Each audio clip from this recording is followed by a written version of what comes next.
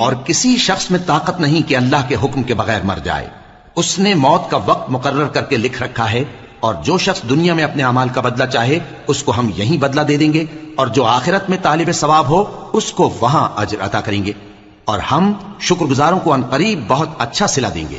اور بہت سے نبی ہوئے ہیں جن کے ساتھ ہو کر اکثر اہل اللہ دشمنوں سے لڑے ہیں، تو جو مصیبتیں ان پر اللہ کی راہ میں واقع ہوئیں ان کے سبب انہوں نے نہ تو ہمت ہاری اور نہ بزدلی کی، نہ کافروں سے دبے.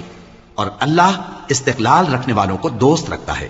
اور اس حالت میں ان کے منہ سے کوئی بات نکلتی تو یہی کہ اے پروردگار، ہمارے گناہ اور زیادتیاں جو ہم اپنے کاموں میں کرتے رہے ہیں معاف فرما، اور ہم کو ثابت قدم رکھ اور کافروں پر فتح عنایت کر.